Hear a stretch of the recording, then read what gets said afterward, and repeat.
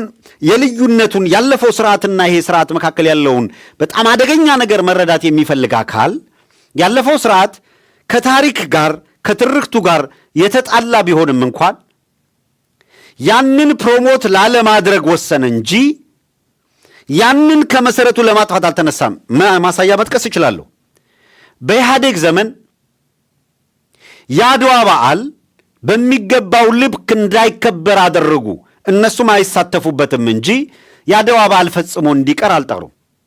በኢህአዴግ ዘመን የራስ መኮንንን ታሪክ ለማጥላላት ሞክረዋል ብለን ልንከሳቸው ካልሆነ በቀር የራስ መኮንንን ሐውልት ገንብለው ጥለው በሌላ ለመተካት አልተራወጡ። የአፄ ምኒልክ ሐውልት አግባብ ባለው ክብር አልተያዘም ካልሆነ በቀር ካላፈረስ ነው የሚል ዛቻና ምናምን ፉከራ አልነበረም።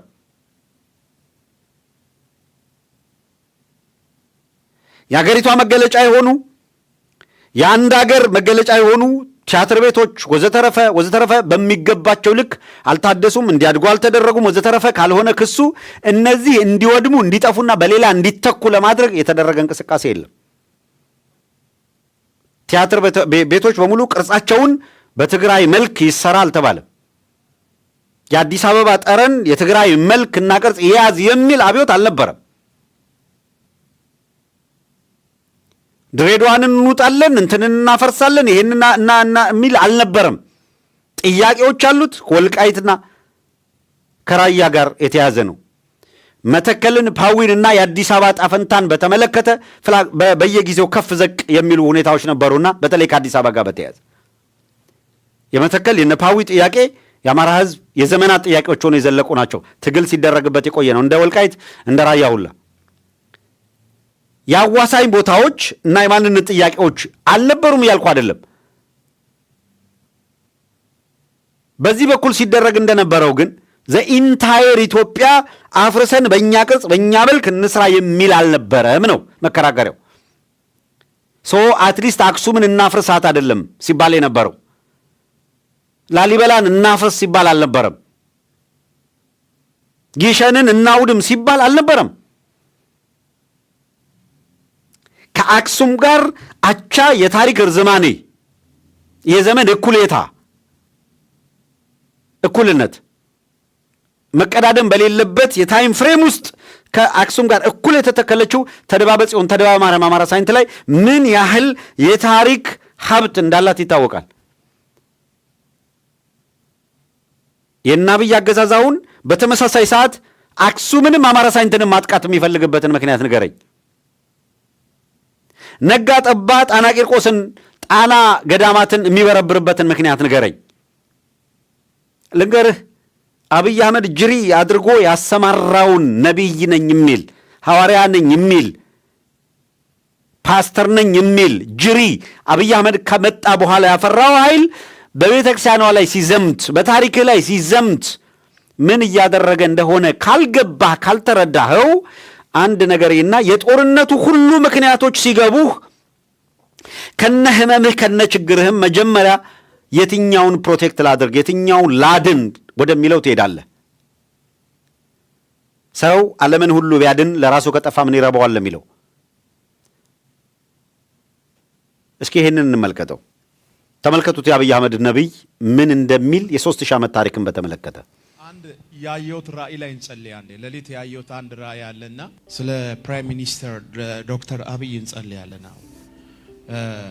ይሄ ሰው የለውም፣ ብቻውን ያለ ሰው ሞት የተደገሰለት ሰው ነው። ሌሊት ላይ ሊያወራ የሚፈልግ ሰው እንኳን እንደሌለው ጌታ ተናገረ። ውስጡ ያለውን ሸክም አውጥቶ ልናገር የሚፈልገውን ሰው አቶ ሲንከራተት አየው። ፊቱ ኋላው ጥይት ነው ያለው።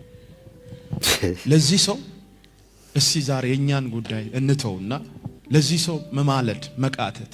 ይሄ ሰው 120 ሚሊዮን ህዝብ ተሸክሞ ነው ያለው። አሁን ያለው ግጥሚያው ከጨለማው መንግስት ጋር ነው። ይሄ ሰው ፋይት እያደረገ ያለ 3000 ክፍለ ዘመን የዘለቀ ደም ሲጠጣ የከበረ መንፈስ ፖዝ ይደረጋል። በጣም ሰው አቶ ሲቅበዘበዝ ሲንከራተት አያችሁ። ትንሽ መለስ ማድረግ ከተቻለ ሰምታችሁታል። ስንት ሺህ ክፍለ ዘመን 3000 ክፍለ ዘመን ደም ሲጠጣ የነበረ ይልሃል። ፕሌየር ይሁን አንድ ጊዜ ደም ሲጠጣ የከበረ መንፈስ ትንሽ በጣም ሰው አቶ ሲቅበዘበዝ ሲንከራተት ወደ ኋላ ይፈልጋል። ኋላው ጥይት ነው ያለው። ለዚህ ሰው እስቲ ዛሬ የኛን ጉዳይ እንተውና ለዚህ ሰው መማለድ መቃተት። ይሄ ሰው 120 ሚሊዮን ህዝብ ተሸክሞ ነው ያለው። አሁን ያለው ግጥሚያው ከጨለማው መንግስት ጋር ነው። ይሄ ሰው ፋይት እያደረገ ያለው አሁን ስሙ 3000 ክፍለ ዘመን የዘለቀ ደም ሲጠጣ የከበረ መንፈስ በጣም አያችሁት? አሁን ውጊያው ገባችሁ ከማጋ እንደሆነ።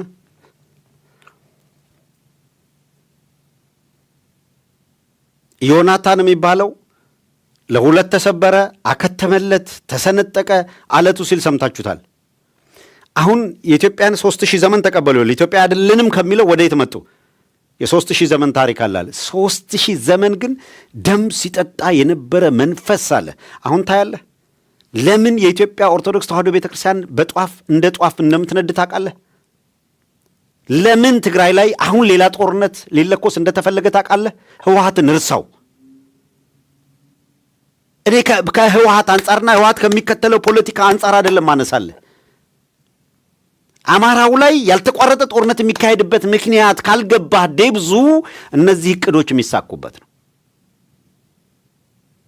ካህናት በመድፍ ከቅዳሴ ሲወጡ ተመቱ ሲባል የ3000 ዓመት አየው ደም ሲጠጣ የነበረ የሚል ድምዳሜ ተይዟል። ብርሃኑ ጁላ በዚህ ያምናል። ይልማ መርዳሳ በዚህ ያምናል። አብይ አህመድ በዚህ ያምናል። ሽመልስ አብዲሳ በዚህ ያምናል። አዳነች አቤቤ በዚህ ታምናለች።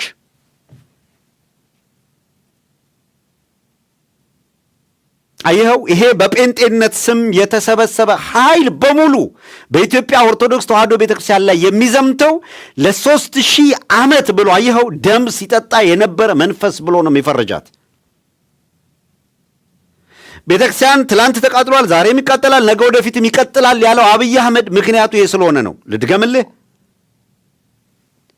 ነቢይ ነኝ ብላ አብይ አህመድን አገሪቷን እያጸዳት ነው። ተቀርጾ ድምጻቸው ወጥቶ ነበር አይደለ? በወቅቱ ነቢይት ብርቱካን ናት ተብሏል። አይደለችም፣ ሌላ ናት። ማረጋገጫ አምጥተን አሳይተናል፣ ብሪፍ አድርገናል ማን እንደምትባል። ያቺ ነቢይ የዝናሽ ታያቸውን መሳቢያ ክፈተው እባቡ ገባ ወጣ ምናምን ያለችው፣ ለማ መገርሳን እንዳታምነው ወዘተረፈ ያለችው አካል ምንድን ያለችው? እሷን በዛ በንግግሩ ይሄ ጊዜ የእኛ ጊዜ ነው አለችው።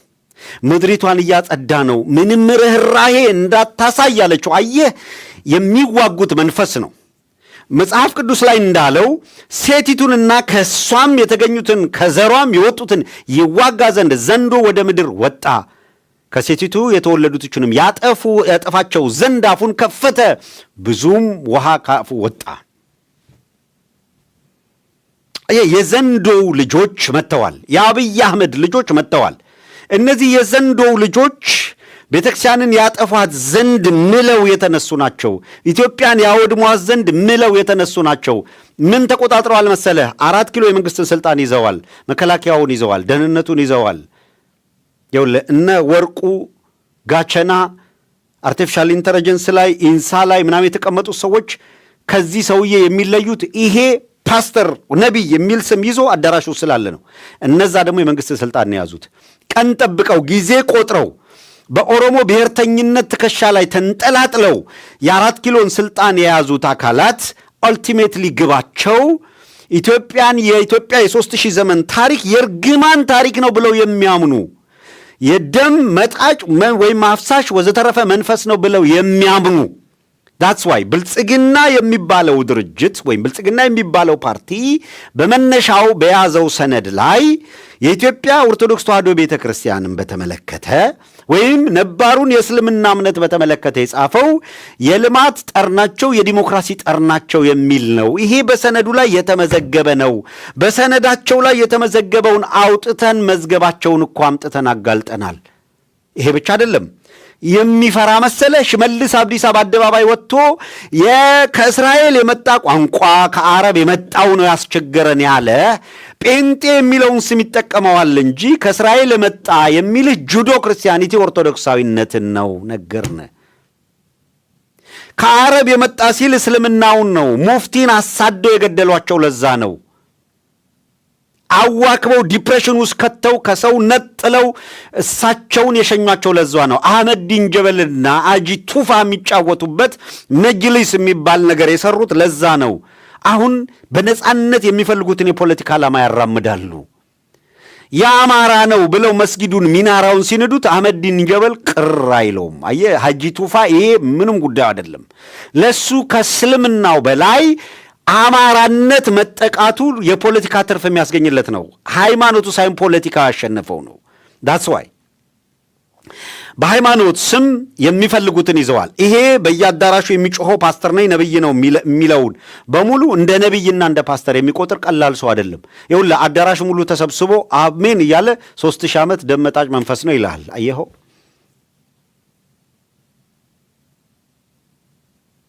ቴዲ አፍሮ ህዝብ ተበደለ፣ ህዝብ መከራ ደረሰበት፣ አገሬ ፈተና ውስጥ ገባች ብሎ ስለዘፈነ በዙሪያ ያሉትን ሰዎች ሙሉ ሰብስበው አስረው ከአብይ አህመድ እስከ አዳነች አቤቤ ከላይ እስከ ታች ከሚኒስተር እስከ ምናምን ድረስ ተንጫጩ፣ አበዱ። እንዴት ይሄንን ይላል ብለው አየህ። እንደዚህ ያለ ወሮበላ በፓስተር ስም ያሰማሩት ሰው ግን የኢትዮጵያ ታሪክ 3000 ዘመን ደም መጣጭ ነው ሲልህ፣ ደም አፍሳሽ ነው ሲልህና ይሄን ለመለወጥ አብይ አህመድ ተነስቷል ሲልህ በአደባባይ ለዚህ ይጨበጨብለታል፣ ለዚህ ገንዘብ ይከፈለዋል፣ ለዚህ መሬት ይሰጠዋል። ዛሬ ይኸውልህ እነ ምርጥ ማን ነው ስሟ ዘርፌ ከበደን ጨምሮ እነ በቤተክርስቲያንን ለማዋረድ ሰርተዋል የሚባሉት እነ ትዝታው እኮ መሬት ተመርተው ምን ያህል ጋሻ መሬት እንደተቆጣጠሩ እኮ ለማመን ትቸገራለህ።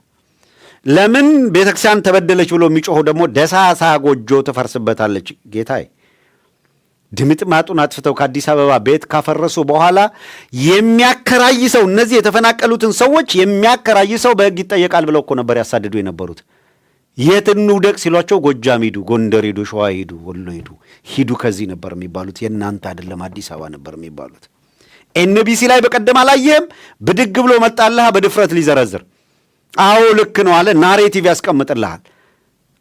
አንድም ቻሌንጅ የሚያደርገው የሚከራከረው ለምን ብሎ የሚጠይቀው የለም። የስቴት ቴሌቪዥንን ይዟል። አንተ ትናቆራለህ። ያለችንም ትንንሽ የዩቲዩብ ቻናል አንዱ የሌላኛውን አጥፍቶ የበላይነት ለመያዝና የሆነ ነገር ለማድረግ ሳንቲም ለመልቀም ይራወጣል። የተካደ ትውልድ፣ የተረገመ የተካደ ትውልድ፣ አይዞህ ባይ የሌለው ወይ ጠባቂ መልአክ ወይ አበጀ በለው መጥቶ ከቀንበሩ የማይገላግለው አለ በእውቀቱ ስዩም። ያልፋል ተለጉሞ፣ ያልፋል ተከርችሞ፣ የጉልበቱን ኮቴ መሬት ላይ አትሞ። የተንበርካኪነት ምልክት መሆን በትውልድ ውስጥ ተፈጥሮ በጣም የሚያሳዝን ነው። በትክክል እየሆነ ያለው የገባው አካል 1960ዎቹ ፖለቲካ ላይ ተንጠልጥሎ በምናምን ጊዜ ደነቆረ በምናምን ይምላል እንደሚባለው እዛ ጋር ደንቁሮ አይቆምም። ዘኢንታየር አገሪቷ እጅህ ላይ እየፈረሰችና በዚህ ደረጃ ድምጥማጧን አጥፍቶ በራሱ መልክም በራሱ ቅርጽ አገር እሰራለሁ ብሎ ያንተን ታሪክ ያንተን ማንነት እያወደመ ባለበት አንተ በድንበር እየተጋጨህ እንጋደላታለን ትላለህ። አንተ ድንበሩ ላይ ሆነ አገሪቷ ላይ ፍራሽ የሆነች ነው ያለችው፣ ተበጣጥሳ ልታልቅልህ ነው። አንተ በድንበር በወሰን እየተከራከርክ የዘመናት ታሪክህ እየወደመ ነው። አንተ ስለ ዳሩ ትጨነቃለህ፣ መሃልህ እየፈረሰ ነው ያለ ነው። ስለዚህ እንደ ትውልድ ጠያቂ ከሆንክ፣ እንደ ትውልድ የሚገባ ከሆነ፣ እንደ ትውልድ የምትረዳ ከሆነ የት ጋር ቁሜ መታገል ነው ያለብኝ፣ እንደገና ቆመን እንደገና ማሰብ አለብን ብለህ ደጋግመህ እንድታስብበት ነው እንጂ 3 ጊዜም 4 ጊዜም ስላሰሩ ቂም ነቅሰህ ወያኔ ስትል ብትውል ምንም ትርጉም የለውም። በመጥላት ከሆነ አምርረን ልንጠላቸው ከሚገቡ መካከል አንዱ ነኝ ብያለሁ። ስለተጎዳን አሁንም የምጠላው ሐሳብ ነው የያዙት። የማይጠቅም የ1960ዎቹ ችካል አገሪቷን መቀመቅ ውስጥ እንደከተታ ታውቀው አሁን እየመጣ ያለው አደጋ በዚህ ደረጃ የከፋ መሆኑን አውቀው አሁን እየተካሄደ እየተራመደ ያለው ፖለቲካ 4 ኪሎ ያለው ቡድን ፖለቲካና ኢኮኖሚ ብቻ አይደለም፣ በጣም ሃይማኖትን ከፖለቲካ የቀላቀለ ግሪዲ ናሽናሊዝም ነው። በጣም ስግብግብ አደገኛ እንቅስቃሴ ነው ያለው። ይሄንን መግታት ካልቻልክ እላይ ፍራሽ ነው የሚቀረው። ስለዚህ ነገር ያለፈ በደልህን፣ ያለፈ ህመምህን፣ ያለፈ ቁርሾህን፣ ያለፈ ቁስልህን ሁሉም ወገን ላይ ያለው ሰሜን ላይ ያለው አካል ለጊዜው ያዝ አድርገኸው በመካከል ባለፈው ዘመን በተሰራ የፖለቲካ ስህተት የተፈጠሩ የማንነት የወሰን ጥያቄዎችና አሁን ይሄ በፕሪቶሪያ ስምምነት ወዘተረፈ የምትለው ኮንቴስትድ ኤሪያ ብለው የጠራኸውን በሙሉ የመጠፋፊያ መንገድ አይሆንም። ይሄንን በሂደት ውስጥ እንፈተዋለን። የ3000 ዘመን ታሪካችንን ውልቅልቅ አድርጎ ንዶ ሊያጠፋን የተሰማራ አካል አለ። ባለፈው ጦርነት ከ1 ሚሊዮን ያላነሰ ህዝብ ሞተ። ከዚያም ከዚህም በአብዛኛው የተፈጀው ንብረቱ የወደመው አካባቢው ጭዳ የሆነው ማን ነው? አማራው፣ ትግሬው። አሁንም አማራው ትግሬው ሊወድም ነው፣ ለተጨማሪ ጦርነትና እልቂት ሊዳርግህ ነው እያልን አሉላ ሶሎሞን ምናምን እንዳለው እንደ እንጀራ እንደ አሽሮ ምናምን እንዳትበላ ምናምን ብሎ የተደብቆ እንጀራ ሺሻ የሆነበት ሰውዬ የነሱን አይነት ጥላቻ ፕሮፓጋንዳ ከዚያና ከዚያ አነሳስተ ብታግለበልም ምንድን ነው የምታተርፈው ነው? ችግር የለውም ተነስታ አሁን በለው እንትና ምናምን ልትል ትችላለህ። ኤቭሪ በቦዝ ሳይድ ነው እያልኩ ያለሁት። የችግሩ ዴብዝ እኮ ነው እንደሚያናገረን። የችግሩ ጥልቀት እኮ ነው 4 ኪሎ ያለው ቡድን እየሄደበት ያለው መንገዴ። አክቲቪስቱ እኮ ይሄንን የሃይማኖት እኮ አቋም ይዞ ነው እኮ የአብይ አህመድ አገዛዝን እኮ የሚደግፉት አክቲቪስት ነኝ የምትለው ምናምን የምትለው በሙሉ በዚህ ዓላማ የተስማማ እኮ ነው። ጴንጤ በሚል ስም የተከለለ ግን ይሄንን የሚያራምድ 3000 ዓመት መርገም ነበረች ኢትዮጵያ መርገም ውስጥ ነበረች ብሎ የሚያምን ነው። ጎበዝ 97% የትግራይ ህዝብ ኦርቶዶክስ ነው። ህወሓት የሚባል ጃርት ይህንን እንዴት ነው መረዳት ያቃተው? 97% ህዝብ የምትለው ታዲያ ማንን ነው? እየመጣ ያለው ኦርቶዶክሱን የሚያጠፋ ነው። ታሪክህን የሚያጠፋ ነው። ይኸውልህ እንደዚህ ያለው ቡድን ነው። ስለዚህ ሌላ አይዲዮሎጂ ስትኖር ነው ስለ አይዲዮሎጂ የምትከራከረው። ስትኖር ነው ስለ ፌዴራል ስርዓት የምትከራከረው። የትኛው ስርዓት ይጠቅማል? መጀመሪያ መኖር አለብህ። ተወደደ ተጠላም ስታትስ ኳንቴ ያልክ የምታላዝን ከሆነ ማንም አብሮ ሊቆም አይችልም። የኢትዮጵያ ሁኔታ ተቀይሯል። የዓለም ሁኔታ ተቀይሯል። ከዚህ በኋላ የኢትዮጵያ ጂኦግራፊ ትላንት እናንተ በሰራችሁት ቅርጽና ሁኔታ ሊቀጥል የሚችልበት እድል የለም። በሁለት መንገድ፣ አንድም እንደዚህ የተናቆርክ ተዳክመህ እርስ በርስ ተዋልታ አብይ አህመድ በአንተ ላይ የበላይነት ይዞ አሁንም እንደቀደመው ለያይቶ አናክሶህ በተናጠል ተመልሶ ትግራይን በሻሻ አድርጊያታለሁ አከተመላት ብሎ ዳግመኛ እንዳያንሰራራ እንደሚሉት ከደመሰሱ አማራው ላይ አሁን የሚያደርጉትን ግፍ እስከቀጠሉ ድረስ ምንድን ነው የምታተርፈው? ንገረኝ። ወደድክም ጠላህም አሁን የምታየው የኦህዴድ ኃይል አሰብና ኤርትራ ላይ እኮ ኤርትራ ገብቶ እኮ ባሬንቱን እቀይራለሁ ቢል እኮ ነው፣ የኔ ነው የሚል እኮ ነው።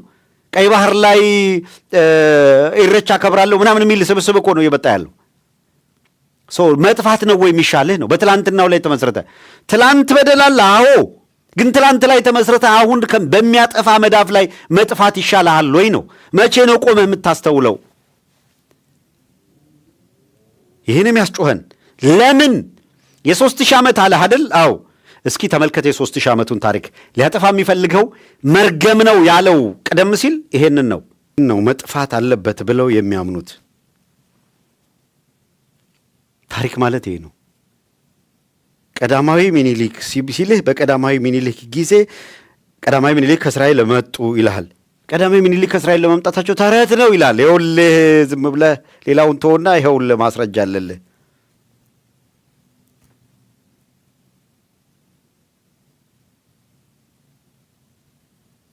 ይህ የሚደንቅ ታሪክ ከኢትዮጵያ መዝገብ ከኢትዮጵያ ገጽ ላይ የማጥፋት ሃይማኖቷ ላይም ያለው ዘመቻ ይሄንን የሚመለከት ነው። እነዚህ ሰዎች እየሄዱበት ያለው ርቀት በጣም አደገኛ እንቅስቃሴ እዚህ ላይ የተመሰረተ ነው። የእነዚህ ልጆች ዛሬ የአማራ ሕዝብ ያለበትን ሁኔታ ዛሬ ህዝባችን ያለበትን ስቃይ 40 ቁጥርን እናየዋለን። እስቲ በእውነት ይሄ ህዝብ እናጠፋዋለን ብለው ሲምሉና ሲዝቱ ወደ ምን ማጥፋት የትኛው ደረጃ እንደሆነ አሁን አማራ ክልል ላይ ያለው የትምህርት ስርዓት ይኸውልህ ከክርስቶስ ልደት በፊት መስዋዕተ ኦሪት መሰዋት ማለት የስልጣኔ ጫፍ የስልጣኔ ማማ ማለት ነው። በዘመኑ ሃይማኖትን ማወቅ አንድ ህዝብ ሰልጥኗል የሚባለው መንግስት ስርዓት የሚያውቅ እንደሆነ ሃይማኖት ቀዳማዊ ምኒልክ የሚልህ ንጉስነቱን ነው፣ መንግስትነቱን ነው። መንግስት ያውቃል ያ ህዝብ ከክርስቶስ ልደት በፊት ከ900 ዓመት በፊት እያለ ነው። ሃይማኖት ያውቃል፣ መንግስት አለው፣ ቋንቋ አለው፣ የዜማ ስርዓት አለው። ዓመተ ዓለም ዓመተ ፍዳን ይቆጥረዋል። የጨረቃን የፀሐይን ዘመን ያሰላል። ስነ ፈለክ ወይም የከዋክብት ምርምር አለው። የዋሻ ላይ ስዕሎች የራሱ የኢትዮጵያ ስዕል ይስላል አለው። እንዲህ የሰለጠነ ህዝብ ነው። ታምናለህ? በ21ኛው ክፍለ ዘመን እና አብይ አህመድ ባለፉት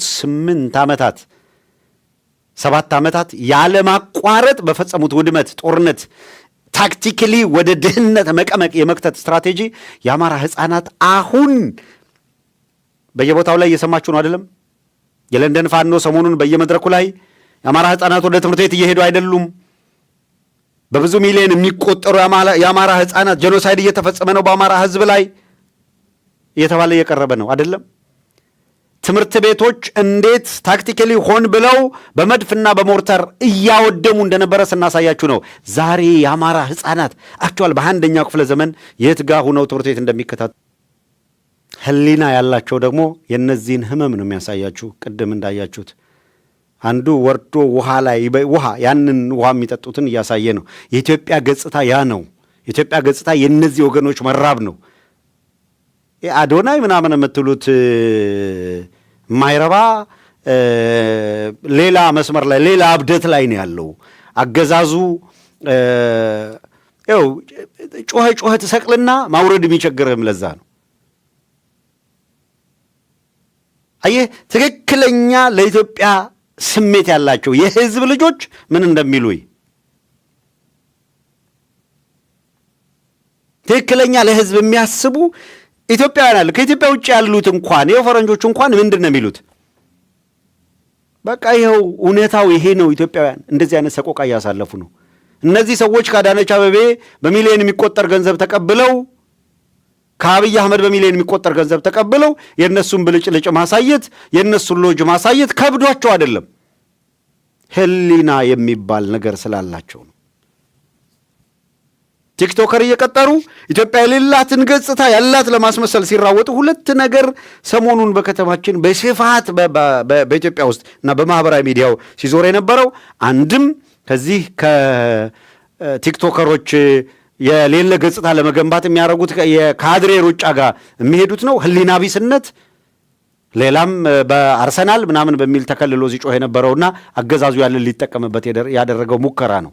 ያ ነው ግብ ላይ የተከረመው።